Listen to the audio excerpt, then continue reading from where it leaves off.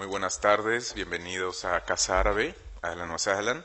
Estamos aquí esta tarde reunidos para esta conferencia, Mujeres y Jóvenes a 3 años de la Primavera Árabe, que es una colaboración de Casa Árabe con el CIDOB, que precisamente, Eduardo Soler a mi derecha representa al CIDOB, es coordinador de investigación y nos hablará en unos momentos del proyecto Sahwa.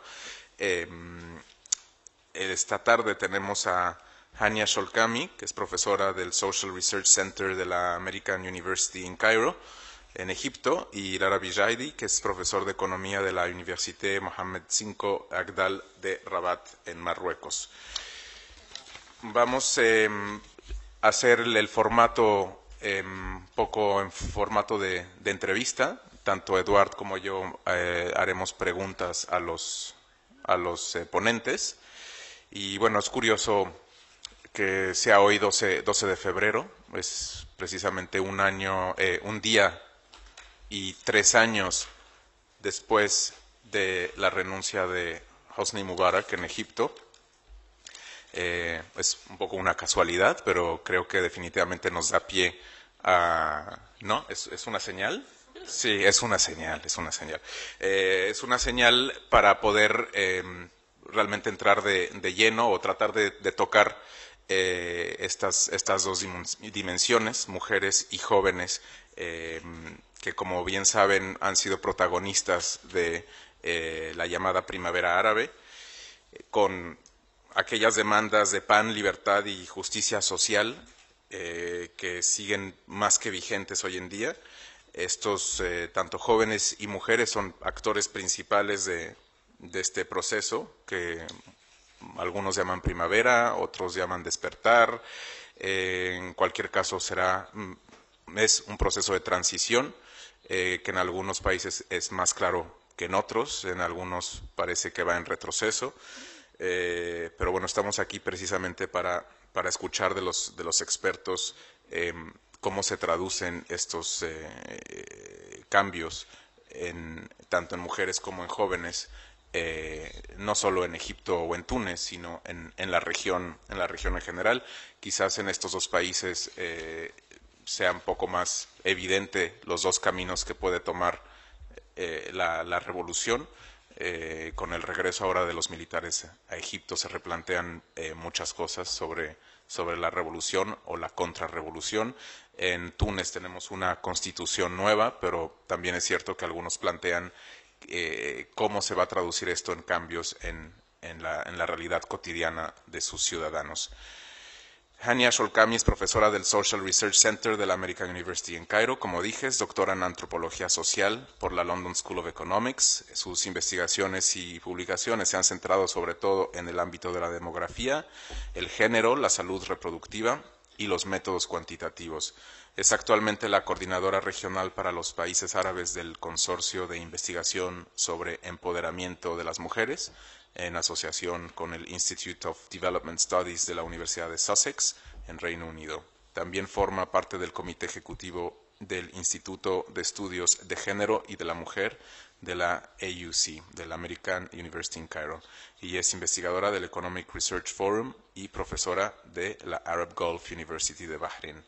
Lara Bijaidi, por su parte, es profesor de Economía de la Universidad Mohammed V Agdal de Rabat, es director del Máster en Desarrollo Territorial de la misma universidad y director general del CREAD, que es el Centre de Recherche en Economía Appliquée et Développement Humain, miembro del Comité Ejecutivo de la Fundación Abderrahim Bouabid, miembro fundador del Groupement d'études de recherche sur la Méditerranée y del Centre Marocain de Conjoncture. En 2013, ha dirigido el Foro Magrebí de Jóvenes sobre Participación Juvenil en la Política Local en el marco del programa Dawrak, Ciudadanos por el Diálogo, de la Fundación Anna Lindh para el Diálogo entre Culturas, y también ha publicado ampliamente sobre temas de empleo, pobreza, género y relaciones euromediterráneas. Con esta breve presentación de ambos autores, cedo la palabra ahora a Eduard Soler, que pues nos hablará un poco del proyecto Sahwa, y daremos pie después al debate, y también daremos pie a preguntas del público al final. Gracias, Karim. No voy a tomar mucho tiempo explicándose el proyecto. Primero, porque espero que haya otras oportunidades cuando este proyecto ya esté dando resultados, de poder volver a Casa Árabe y explicar los resultados de esta investigación. Y después, porque sé que lo que habéis venido a escuchar no es la explicación de un proyecto, sino a nuestros dos ponentes que nos expliquen sus perspectivas sobre la situación actual. No obstante, como os digo, este debate que organizamos conjuntamente con Casa Árabe tiene lugar en el marco de un proyecto de investigación financiado por la Comisión Europea que tiene 6 semanas de vida. Es decir, es una de las primeras actividades, la segunda, de hecho, en el marco de este proyecto. El proyecto se llama SAGUA, Despertar. Y es un proyecto colaborativo que incluye a 15 organizaciones, 15 centros de investigación de países europeos y de países del norte de África y de Oriente Medio.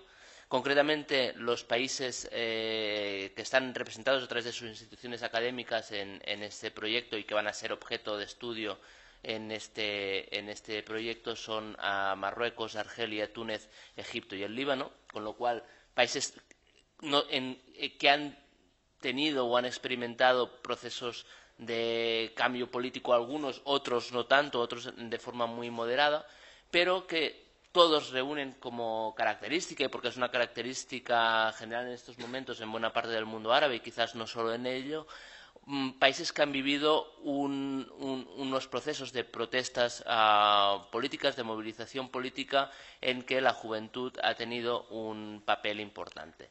Entonces, este proyecto tiene como actor de estudio, nuestro objeto de estudio, por decirlo así, es la juventud en el mundo árabe mediterráneo, y especialmente en estos 5 países.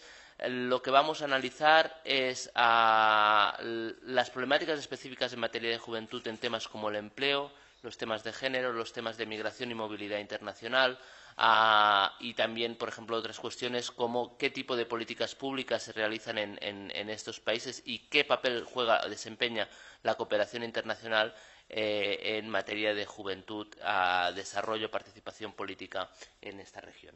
Entonces, en el marco de este proyecto, ayer en Barcelona, ayer y anteayer, se celebró la reunión constitutiva del proyecto. Tuvimos también un acto público ayer por la noche en Barcelona para discutir, para hacer balance también, que en parte es lo que vamos a hacer hoy, pero hoy seguramente nos vamos a centrar más en la dimensión de juventud y género. Ayer lo que tuvimos en Barcelona fue un debate, digamos, más general sobre qué ha cambiado y qué no ha cambiado en la región desde la caída de Mubarak, ¿no? Como estabas diciendo. Y lo que sí que querría, simplemente como para introducir el debate, después ahora pasar la palabra a Karim para que haga quizá la primera pregunta, es que a menudo se estudia o se aproxima a estos dos colectivos, jóvenes y mujeres, como si fueran unos colectivos pequeños, reducidos, aparte marginales, a los que vamos a dar un cierto espacio, ¿no? Y en realidad, y más en una región como el mundo árabe, lo que estamos hablando son de dos mayorías, ¿no? Una mayoría de mujeres, mayoría de jóvenes. Y aquí, por eso nos parece que es... O sea, no los queremos estudiar desde esta perspectiva de un colectivo específico y ver qué capacidad de influencia, sino que estudiando jóvenes y mujeres entendemos las dinámicas sociales, políticas y económicas de mayorías en esta región. Y esa es un poco también la filosofía del proyecto y la filosofía de por qué hoy nos hemos reunido aquí también para discutir sobre qué ha cambiado y qué no ha cambiado para estas dos mayorías en el mundo árabe desde el año 2011. Y dejo aquí, como veréis con Karim, vamos a hacer de coentrevistadores casi como si fuera un debate electoral, pero paso la palabra a Karim para que empiece él. Gracias, Eduardo. Quizás antes de empezar, señalarles que el debate va a ser bueno, los ponentes hablarán en árabe con interpretación simultánea al castellano. Entonces, por lo mismo, aquellos que no tengan auriculares, es el momento para hacerlo. Y bueno, paso a a la primera pregunta. 3 años después de la caída de Mubarak, ¿cuál es el balance de este periodo? Es una pregunta tanto para Hanya como para Larraby. ¿En qué ha cambiado la vida cotidiana de jóvenes y mujeres en el mundo árabe? Hanya, por favor. Primero, buenas tardes. Quería agradecerles a ustedes mucho, especialmente a Casa Árabe, por esa generosa invitación y también agradezco a todos los que han venido a escucharnos porque seguro que hay un montón de actividades sobre la primavera árabe en distintas partes. Por lo tanto, el hecho de elegir venir esta tarde aquí a escucharme, les agradezco muchísimo. Y agradezco de antemano su paciencia también. Para contestar su pregunta, voy a decir que en realidad todo ha cambiado en Egipto. Y yo voy a hablar como una ciudadana egipcia más. No voy a hablar como investigadora, porque en realidad nos duele el hecho de que la gente diga que no ha cambiado nada después de 3 años. No, señores, ha ocurrido un gran cambio y ha habido grandes sacrificios y grandes pérdidas también en cierto sentido, pero también ha cambiado muchísimo. Primero, la población ha cambiado, el pueblo ha cambiado y eso es fundamental. Ahora el pueblo está tomando sus decisiones, por supuesto. Puede que se equivoque, por supuesto, pero también tiene el derecho a corregirse. Y nosotros estamos colaborando unos y otros para tomar las decisiones correctas. También la gente ahora tiene más conciencia. Ahora nosotros hablamos como actores políticos, aunque muchas veces las opiniones políticas no gusten a unos y otros, pero por lo menos nos escuchamos y eso es fundamental. Es verdad que ahora se puede pensar que hay divisiones en las opiniones y eso es también normal y nadie pensaba que íbamos a llegar a este punto. Pero por lo menos a lo largo de estos 3 años ya se ha descubierto todo, es decir, ya no hay nada tapado. Primero hemos descubierto la corrupción, la debilidad de los mandos políticos y también hemos descubierto todos los fallos en el sistema político. Los jóvenes también han llevado y han empezado a tener un papel muy importante. Antes también muchos decían que el Islam político podría ser una solución. Ahora hemos descubierto que no y se ha desenmascarado la falacia de ese planteamiento. Entonces, todos esos cambios, en realidad, hemos llegado a conseguirlos gracias a la lucha del pueblo egipcio. Y este es el punto. Todavía no hemos llegado hasta el final. Nosotros estamos luchando para llegar a conseguir más avances y todavía necesitamos luchar para llevar a cabo nuestros objetivos y para conseguir los objetivos por los cuales han caído varios jóvenes y varias mujeres como caídos por la revolución. Y la gente sigue sacrificándose por ese objetivo a diario. Todos los días hay muertos. Es verdad también que la vida hoy día es mucho más cruel. La vida cotidiana es mucho más dura, teniendo en cuenta la situación política, la falta de seguridad, también la crisis económica. Por supuesto que la falta de seguridad es se nota muchísimo y también hoy día estamos atestiguando incluso atentados y hay heridos y hay caídos, hay víctimas. Entonces la situación es bastante crítica. La falta de seguridad es tremenda y la situación económica también es muy dura porque la gente sufre. Y hay algo muy importante también, el hecho de no tener, que no estamos viendo la luz todavía. Nosotros queremos llegar al final de ese túnel, pero creando nuestras instituciones y también a través de la alternancia de gobierno, también a través de los principios democráticos y de las elecciones democráticas. Eso es lo que buscamos. Gracias. Muchas gracias, estimados amigos, por esta invitación y por el hecho de venir aquí esta tarde para escucharnos. Nosotros, en realidad, como investigadores, como intelectuales en el mundo árabe, necesitamos también venir aquí para escuchar y para hacer ese debate con ustedes. Y nosotros también todos nos interesa saber a dónde va esta zona tan importante, esa zona con tanta diversidad. Entonces, por lo tanto, a la hora de analizar lo que está pasando de esos últimos cambios sociales y políticos y económicos desde hace 3 años hasta ahora, hay que tener en cuenta que el mundo árabe no es una gama homogénea, sino existe mucha diversidad, existen muchos caminos, existen muchos trayectos y a la vez también existen varios tipos o varios modelos políticos. Por supuesto, existen puntos en común entre esos países y entre esos movimientos políticos y sociales que se están llevando a cabo desde hace 3 años, porque en todos anhelan el hecho de acabar con las dictaduras y las tiranías con el fin de establecer sus sistemas políticos democráticos en todos los países de la zona. Este es el denominador común. No obstante, sí, se plantea la pregunta después de 3 años de primavera árabe. ¿Acaso nosotros ahora en el mundo árabe estamos constituyendo las bases correctas para establecer unas democracias y sistemas democráticos? ¿O acaso todavía estamos en un movimiento bastante ambiguo de cara al futuro? Porque también es posible que lo que está pasando nos lleve a otros modelos diferentes de lo que esperábamos a nivel político. Y también nosotros estamos todavía esperando ver los frutos a nivel de acabar con la corrupción política.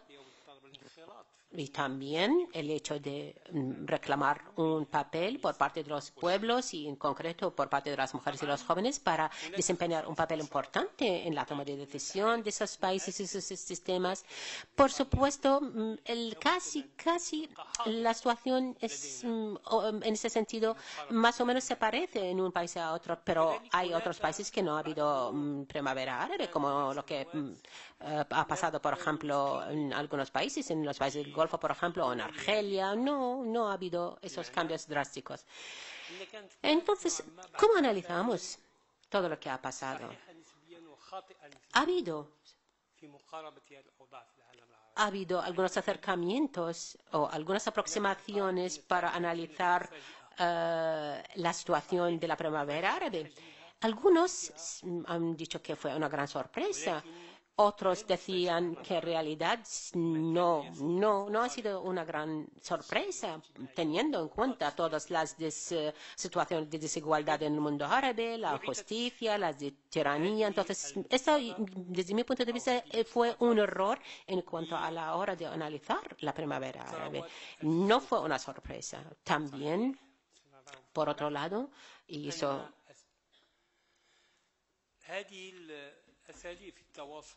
que muchos han dicho que lo fundamental en la primavera árabe fueron las redes sociales a través de Internet.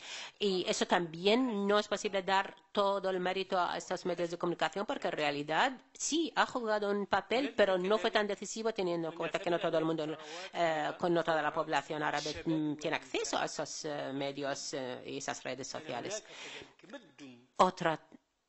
Otro criterio también en su momento. Muchos se centraron en el papel de las mujeres y de los jóvenes como motores también.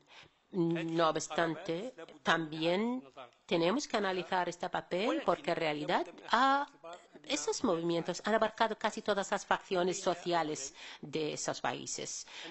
Por lo tanto, me gustaría decir, a pesar de todos esos análisis y los errores en algunos momentos, primero, el saldo ha sido positivo. ¿Por qué? Porque primero ha derribado la barrera de miedo. La primavera árabe ha acabado con el miedo bajo el cual estaba subyugado el pueblo. También hay que tener en cuenta a la hora de analizar la situación que los cambios políticos y económicos representan un papel fundamental, un factor fundamental, y fue el primer motor en el estallido de la primavera árabe. ¿Por qué? Porque hubo gran protesta en contra de la forma de vivir, las carencias. Por supuesto, existen otros casos, por ejemplo, diferentes. El caso de Libia, el caso de Siria, que ha tomado otro trayecto. ¿Por qué? Porque hubo más bien otro papel dentro de lo político, papel sectario, papel, entonces, o tribal. Esos también son factores diferentes y hay que tenerlos en cuenta. Otro cambio que podemos sacar de esa primavera árabe. En realidad, han surgido nuevos modos de pensar en nuevas reclamaciones y reivindicaciones a favor de más y mayor nivel de democracia y de derechos de ciudadanía. Por lo tanto, no se puede hablar de todo el mundo árabe como si fuera un solo caso, sino hay que tener en cuenta varios factores, como hemos dicho, vamos a centrarnos, por supuesto, sobre el papel de las mujeres y el papel también de los jóvenes.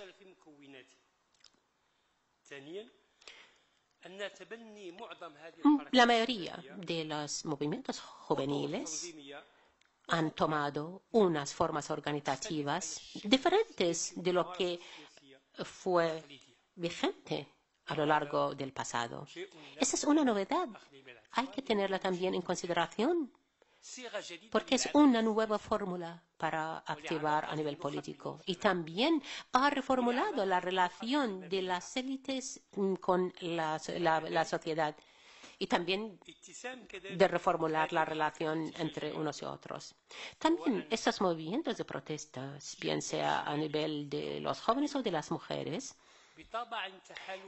han tenido otro carácter, el carácter de hacer alianzas, es decir, haciendo caso omiso de las diferencias ideológicas. Es verdad que había varias ideologías, pero esa diferencia de ideologías no ha impedido la coalición entre esos movimientos juveniles y femeninos, de mujeres. Y eso también lo vamos a discutir un poco más tarde. En cuanto a las mujeres, sí se ha conseguido un gran logro y muchas cosas positivas. Primero, la participación activa a nivel político en esos movimientos y en esos cambios. Hemos visto como en varios países árabes que las mujeres ahora desempeñan un papel importante, aunque sí también hubo retroceso en otros países árabes en cuanto a la participación de las mujeres. Pero también pregunta, no sé si hay cuota. Dice que sí existe la cuota para las mujeres también. Sí, pero no me limito a eso, sino también hay que decir que se ha renovado el marco jurídico también, que es algo muy importante en cuanto a la participación de las mujeres. También hubo un cambio muy importante, el hecho de redactar nuevas constituciones teniendo en cuenta ese papel de ciudadanía, el tema de la igualdad entre mujeres y hombres. Por supuesto, el problema es ahora en cómo aplicar todos esos principios y preceptos de la Constitución. Pero por lo menos esto crea un nuevo ambiente, un clima favorable para desarrollar las capacidades de las mujeres y a todos los niveles, a nivel político, a nivel social, a nivel económico y a todos los niveles, a nivel regional, a nivel nacional. No obstante, también existen otras prácticas que hemos visto a lo largo de estos años. En cuanto a la violencia, hemos visto también que se ha incrementado la violencia en contra de las mujeres, especialmente en los momentos decisivos cuando salieron a las calles. Hemos visto que se ha ejercido una violencia sin precedente en contra de las mujeres. ¿Eso qué quiere decir? Quiere decir que la sociedad en general es una sociedad conservadora, es una sociedad que no permite que las mujeres participaran en estos cambios fundamentales en las sociedades árabes. Hania, escuchando al Arabi, yo quería preguntarte concretamente sobre dos cuestiones, como una reacción rápida a lo que decía. Generalmente, y los medios en este país y en otros países europeos seguramente habían dibujado o nos presentaron 2011 como el momento de eclosión de participación política en las calles de estos dos colectivos, de mujeres y jóvenes. Y en el caso concreto de Egipto, me gustaría que nos explicaras qué nivel de participación y activismo político habían tenido antes del año 2011 y creo que escuchando al Arabi también sería interesante que nos contaras cuál es tu análisis sobre el proceso de adopción de la nueva Constitución en Egipto y qué puede aportar también en materia de derechos para las mujeres y si quieres también si ves algún tema relevante también en materia de juventud.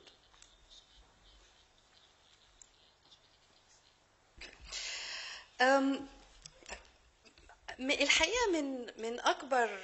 realidad, uno de los problemas del orientalismo o la visión orientalista es que nos priva de dos cosas fundamentales. Nos priva de nuestra historia y de nuestra complejidad. Es decir, las cosas como si tuvieran que ser sencillas, muy o negras o blancas y como si no tuvieran historia. Pues nosotros sí, por supuesto, teníamos historia.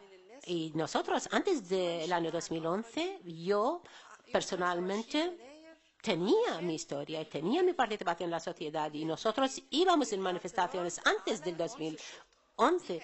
Íbamos a las calles todos los años en contra de la violencia practicada por la policía. Dicen que en realidad, no sé desde hace cuántos años llevábamos esa tradición de salir en manifestaciones para protestar en contra de la violencia de la policía. Y yo no he sido ni revolucionaria ni política, sino lo hacía como ciudadana. Y muchos lo hacían como yo.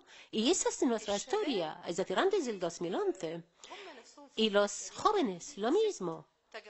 Había 6 agrupaciones o formaciones juveniles y estas mismas formaciones juveniles han convocado una reunión o una manifestación el 25 de enero. Es decir, había una lucha anterior a esta fecha.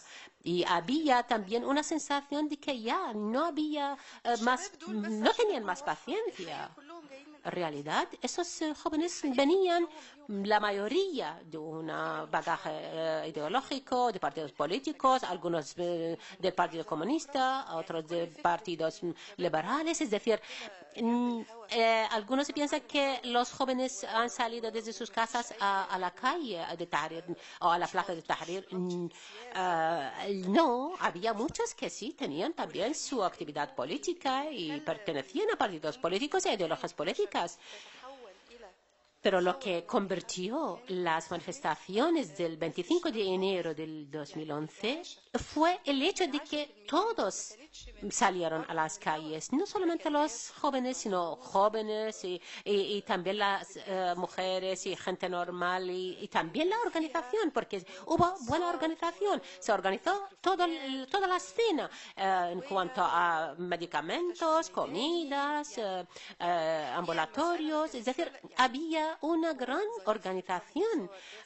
Algunos piensan que sí, a través de Internet se ha llevado a cabo una revolución.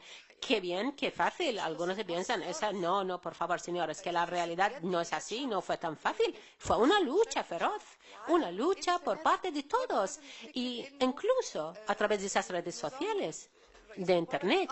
Hay que tener en cuenta que el sistema de Mubarak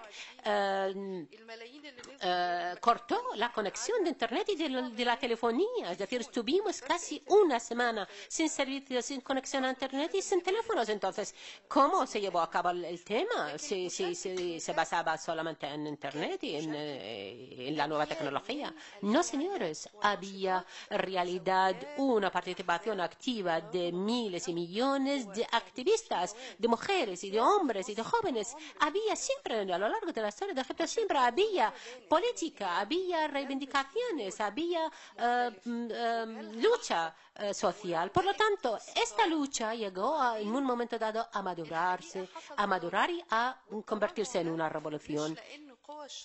Y ahora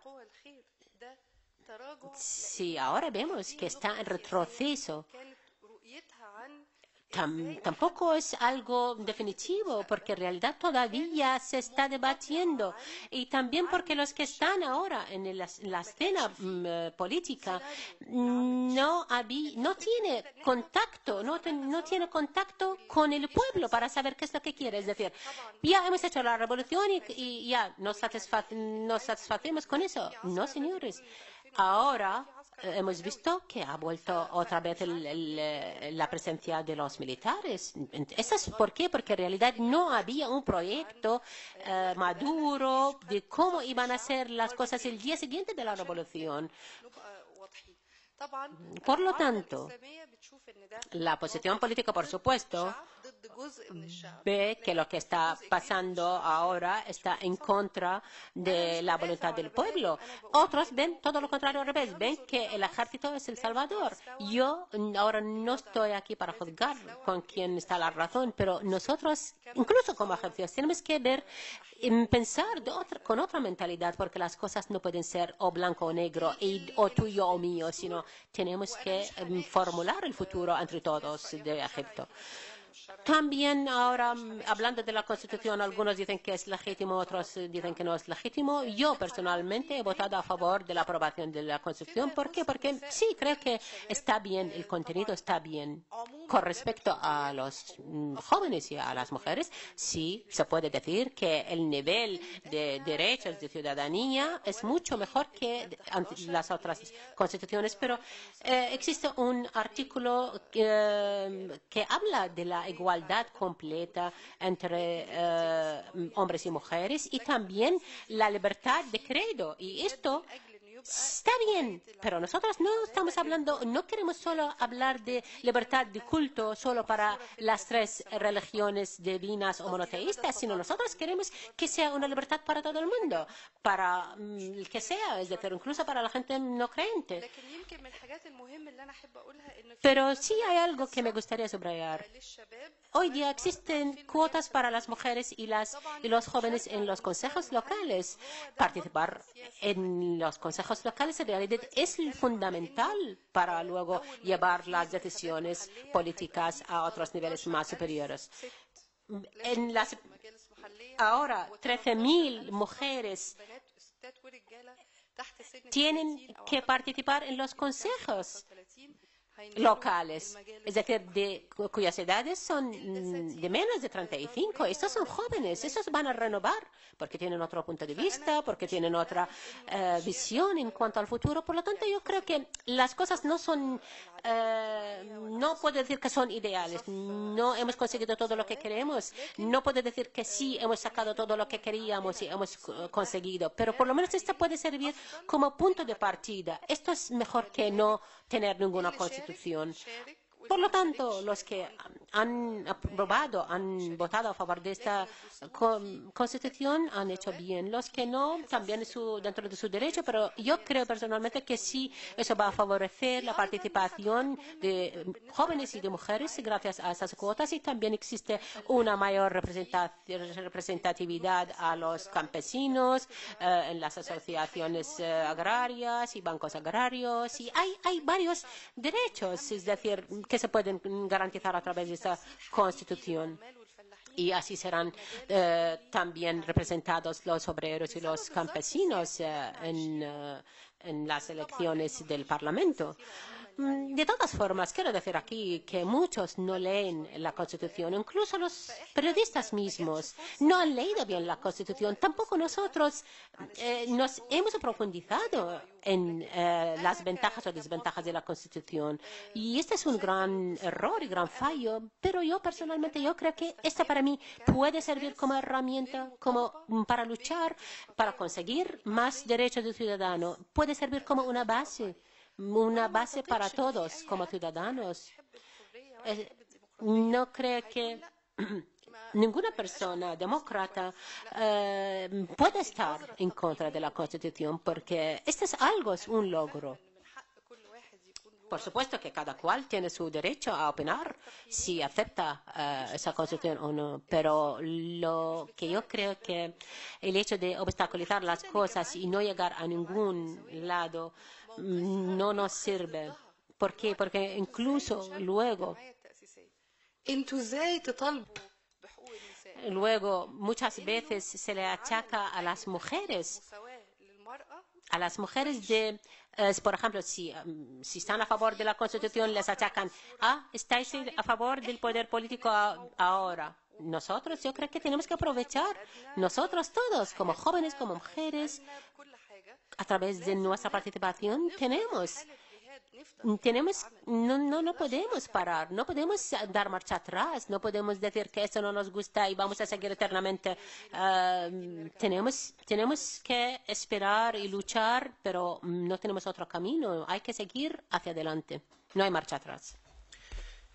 Bueno, después de esta pregunta, hay un elemento creo que importante, bueno, que mencionaba ahora Hania, que es Internet y en particular las redes sociales. Decía que quizás no haya que darles tanta importancia. Es posible que hayan tenido un efecto multiplicador en muchos casos. Es posible también que a veces se distorsiona, como dice la dimensión o la importancia o el impacto que ha tenido. Y yo creo que es, por lo menos desde este lado, donde los que no pudimos estar presentes en las revoluciones, las seguíamos muy de cerca por Twitter, por Facebook.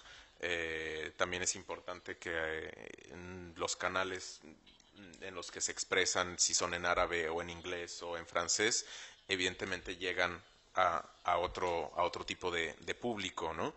Pero en cualquier caso ha demostrado ser un mecanismo, Internet y en particular estas redes sociales, para la movilización política, ¿no? Es un mecanismo además que conlleva inmediatez, que asimismo genera acciones, ¿no? Y bueno, creo que la pregunta es sobre todo qué tanto permiten una mayor expresión o una mayor influencia de estos dos grupos, de las jóvenes y de los jóvenes y las mujeres en la vida política del mundo árabe. No sé si quieres empezar, Larabi, por responder esta pregunta.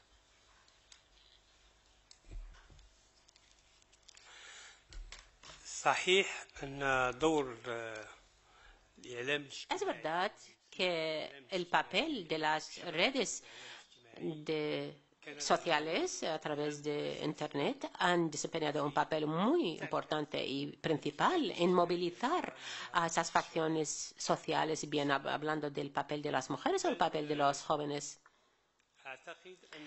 No obstante,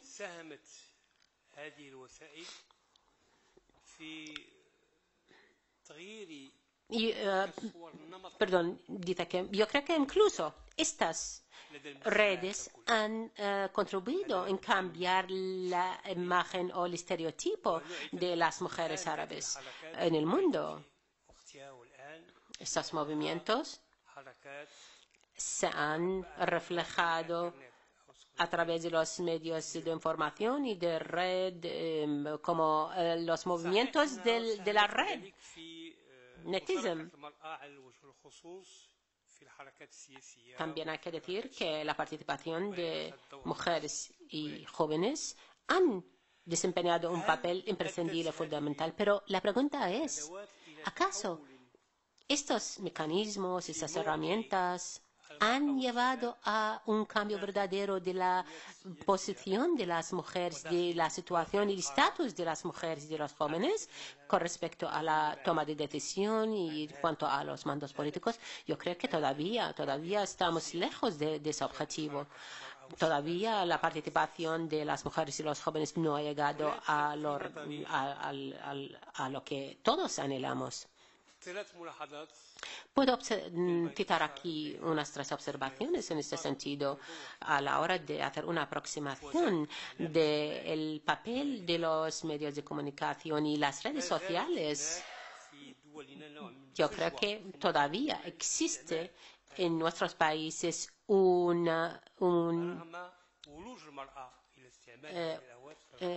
hueco, es decir, o una gran diferencia entre el uso de muchas mujeres de esas herramientas. Los hombres árabes utilizan las redes sociales más que las mujeres. Existe mucha diferencia entre el uso de ambos. También existen otros estudios que hablan sobre las formas de utilizar esas redes sociales y las tendencias. ¿Acaso, especialmente por parte de las mujeres, acaso está encaminado este uso de redes sociales para conseguir sus objetivos en cuanto a conseguir un trabajo o por ejemplo, para reforzar su papel en la sociedad? ¿O ese es un mero uso trivial? ¿O acaso es un uso encaminado hacia reivindicar más derechos? Hay un estudio, ha habido más estudios, mucho más sobre este tema, y se dice que en realidad el uso, más o menos, o las tendencias de uso, es parecido entre hombres y mujeres. Sin embargo, el uso de las mujeres sigue siendo muy limitado, o relativamente limitado, y más bien las mujeres lo utilizan de modo más bien encaminado hacia objetivos sociales y no hacia reforzar su contribución o su participación a nivel político o a nivel de toma de decisiones.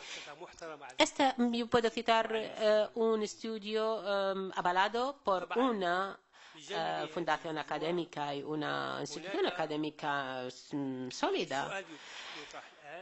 Hablando de este tema, podemos plantear la pregunta siguiente. ¿Acaso este tipo de comunicación social puede cambiar la capacidad de las mujeres para poder alcanzar o para poder invadir ciertos ámbitos políticos? ¿Acceder a esos ámbitos políticos? Esa es una pregunta planteada, porque si nosotros hablamos de herramientas y si esas herramientas de Internet son muy eficaces, son muy rápidas, instantáneamente, también pueden llegar a un gran número de jóvenes y de mujeres, y también esas herramientas facilitan el hecho de reivindicar o levantar el techo de las reivindicaciones de las mujeres y de los jóvenes. Todos son aspectos positivos y hay que recalcarlos. Pero ¿acaso se está llevando a cabo eso? Y también preguntamos, ¿acaso esas herramientas pueden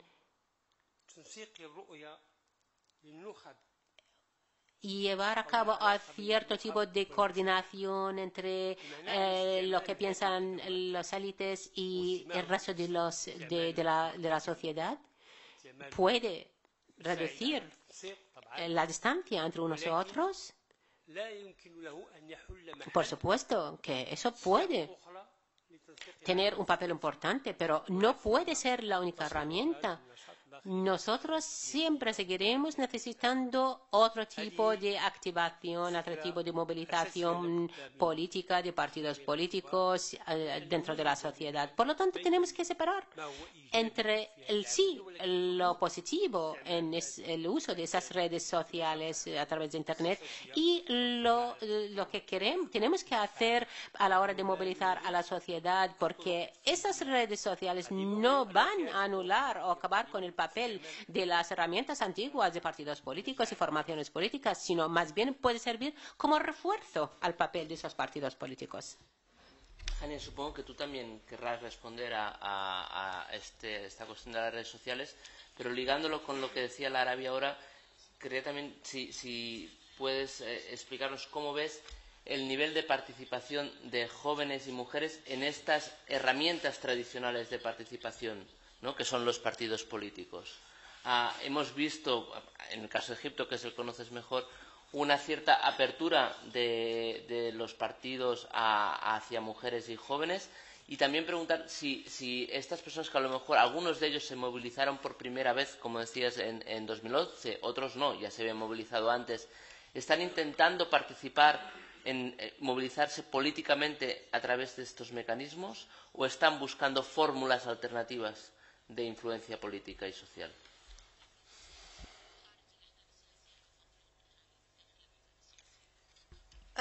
بالنسبة يعني مسألة وسبل التواصل. En cuanto a los medios de comunicación y de las redes sociales, que ya no son una herramienta nueva, porque ya llevamos años utilizándolos, es una forma muy importante para crear una opción de protesta.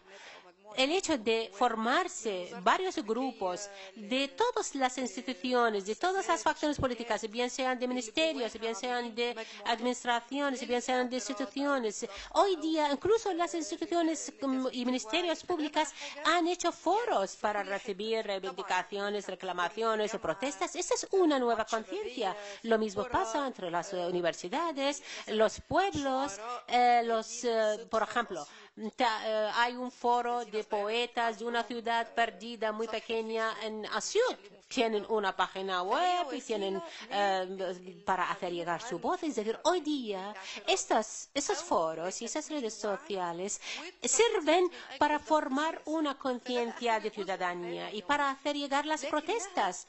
Esto forma parte de nuestra vida cotidiana, pero en realidad no es la herramienta eficaz al 100% para hacer el cambio político. Es una forma de hacer protesta, de reivindicar, pero todavía no la hemos utilizado como para crear una corriente política positiva. Por ejemplo, para poder tener una influencia a la hora de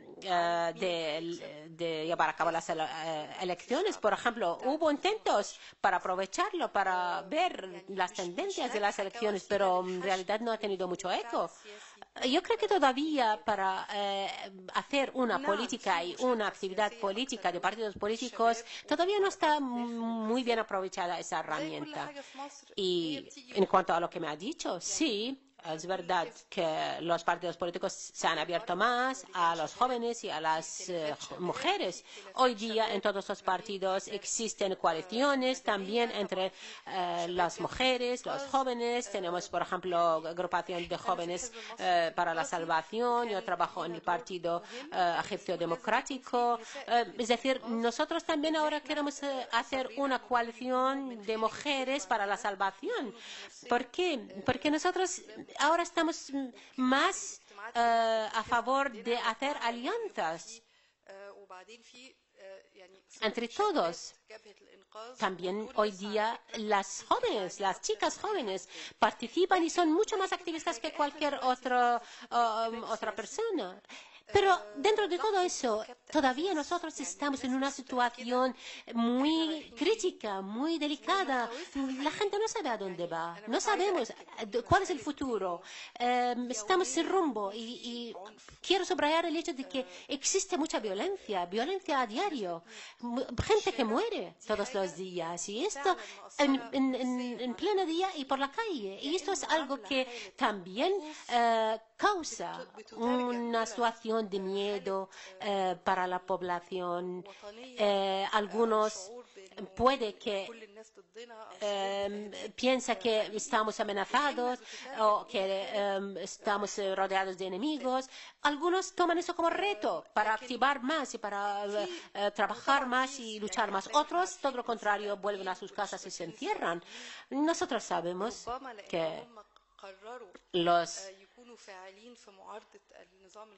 los jóvenes socialistas tenían unas actividades incluso antes y después de la revolución. De hecho, algunos están en la cárcel. Algunos de esos jóvenes incluso han sido juzgados de pena de cárcel durante años. Entonces, esos movimientos juveniles que se han formado después de 2011 también se ve con cierto miedo porque han visto cómo se han juzgado otros líderes jóvenes y se han metido en las cárceles. Podemos decir que los jóvenes forman grupos muy importantes, de gran número, y hay varias corrientes, como la Corriente Popular, el Partido de Dignidad Egipcia. Hay varias formaciones políticas que trabajan hoy sobre el terreno y activan, pero todavía está en fase de de construcción todo. Y yo, por ejemplo, como actora política, yo creo que los líderes de esas formaciones juveniles han tomado una postura de expresar una oposición en todo momento, es decir, han llevado a una situación radical en su oposición. Y yo creo que eso no es adecuado, no es la mejor opción. Sé que ellos están convencidos de su opción, pero yo creo que es lo que estamos sufriendo ahora es una guerra casi interna que duele a todos. Y ya vemos cómo se está llegando a unos límites de violencia que amenaza a todos. Ahora vemos que las manifestaciones y lo que pasa es algo que no nos gusta a todos. ¿Por qué? Porque hay agresiones, por parte del gobierno también quieren dispersar a los manifestantes. No podemos ignorar esa corriente de jóvenes. Es una corriente muy importante, pero yo creo que los líderes tienen que cambiar de mentalidad. Por supuesto, mi idea igual no gusta. Y yo quiero subrayar también lo que hacen los jóvenes de los hermanos musulmanes. Lo que están haciendo no es una política adecuada ni acertada, porque están perdiendo incluso a la gente, a la parte del pueblo que les apoyaba en su postura. Yo quería que estos hermanos musulmanes tomaran otra postura a favor de una solución política. No podemos quedarnos unos a otros. Tenemos que acudir a otras soluciones pacíficas, consensuadas. Y lo que veo en las páginas web a veces me duele muchísimo porque veo que los hermanos musulmanes están insultando al resto del pueblo. ¿Por qué? Porque optan por una opción pacifista o por una opción política. A mí no me gusta ver que una parte de los jóvenes de los hermanos musulmanes tomen esta postura, porque en realidad eso no se espera de ellos. Y yo creo que este es más que el papel de los jóvenes en sí, sino es el papel de los líderes de esos jóvenes, de los hermanos musulmanes. Pasemos a un tema que muchas veces es relegado, dada el nivel, como describía ahora Ania, de violencia, de polarización política, ideológica, y es el que para muchos es la razón principal del levantamiento popular, que es el desempleo, la falta de acceso a oportunidades por parte de la juventud, ¿no? Entonces, no sé, bueno, Larabi, me parece que es además, según tu experiencia, en lo que más, digamos, has profundizado, en materia de empleo. Sabemos que el mundo árabe sufre una de las tasas de desempleo juvenil más altas del mundo. También infraocupación, escasa participación de las mujeres en el mercado laboral. Es cierto que no todos los países árabes se parecen. Hay algunos que han intentado subsanar el problema o esta brecha tan grande, pero no sé si tú has podido percibir alguna mejora o hay alguna perspectiva de mejora en este aspecto del desempleo juvenil.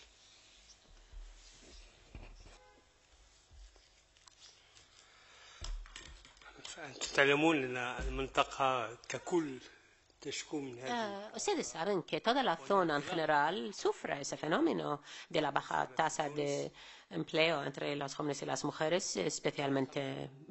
Ustedes saben que en Túnez fue el quid de la cuestión de la revolución, el tema del paro, el tema de la falta de incorporación de los jóvenes en la economía local y en el mercado de trabajo. Por supuesto, el problema del paro en el mundo árabe se debe a varios varias causas, porque no existen unas oportunidades verdaderas ni métodos verdaderos para incorporar y para la integración de las mujeres y de los jóvenes en el mercado de trabajo. Sabemos también que el mundo árabe está en una fase de transformación y también ahora, a pesar de la tasa de natalidad que siempre ha sido alta, ahora está decreciendo esa tasa. Existe también una facción de población árabe entre 15 años y 55. Siguen siendo una capa social importante, una facción importante en el panorama demográfico. Y esto hay que absorberlo, hay que encontrarle salidas para que accedan al mercado de trabajo. Los métodos o las formas de manejar la economía siguen siendo métodos muy arcaicos y eso limita en realidad el acceso de esos jóvenes y de esas mujeres en el mercado de trabajo, con el fin de conseguir unos puestos de trabajo duraderos y dignos. Lo que hemos observado durante los últimos años es que lo que llamábamos nosotros antes la feminización del mercado de trabajo o el acceso de las mujeres al mercado de trabajo en los últimos años ahora está casi en fase de retroceso. Y esto podemos ir a las estadísticas, hablando de Egipto, hablando de Argelia, de Marruecos. Vemos que el porcentaje de las mujeres que están buscando un empleo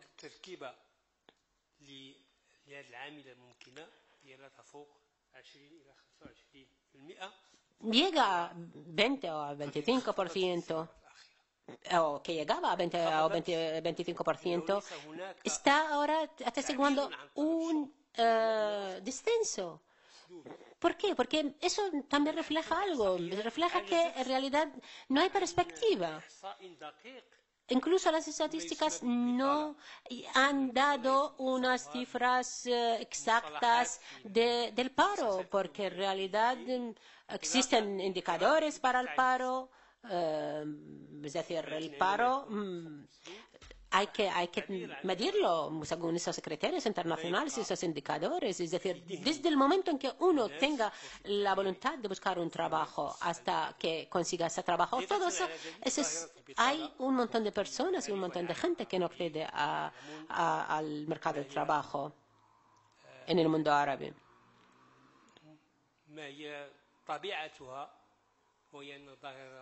Entonces, ese fenómeno de paro, de altos porcentajes de paro, en realidad afectan más que nada a los jóvenes y a las mujeres. Y afectan a las mujeres más que a los hombres. También podemos citar que ese tipo de paro es un paro permanente, es decir, no es un paro temporal, sino están parados durante años sin fin. Todos esos fenómenos seguirán, lamentablemente, seguirán existiendo. ¿Por qué? Porque todavía el mercado de labor no ha cambiado y no es fácil cambiarlo en un año o 2 años atrás, teniendo en cuenta que hace falta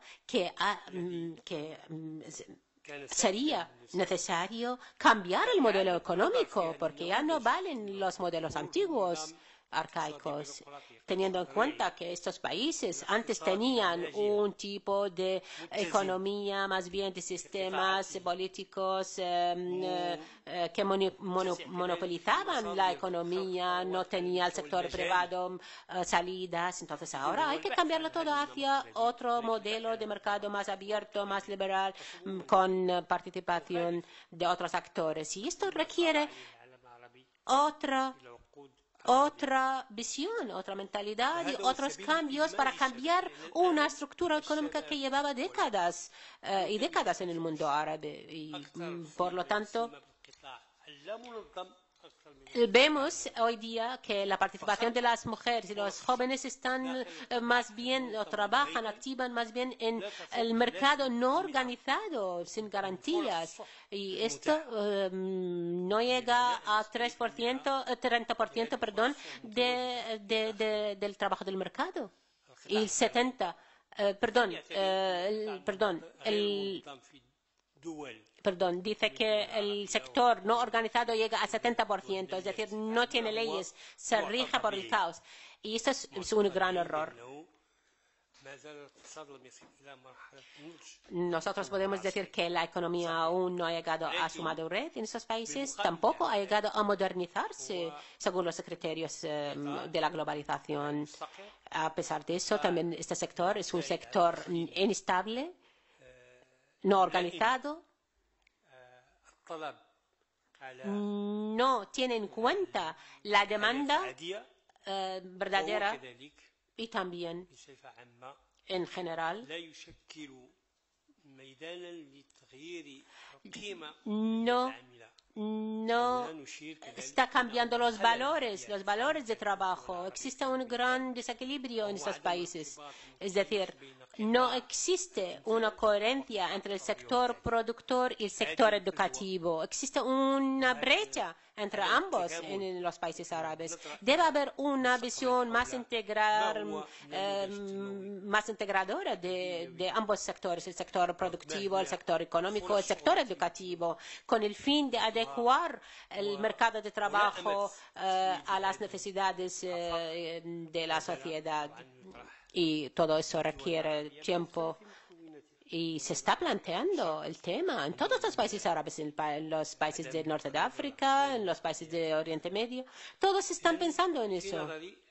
Desde mi punto de vista, las políticas económicas, bien hablando de sectores o de economía sectorial o economía de Estado, todavía no hay estudios para saber, por ejemplo, la demanda y la oferta, y sigue siendo una economía inestable. Y eso yo creo que seguirá vigente durante los próximos años.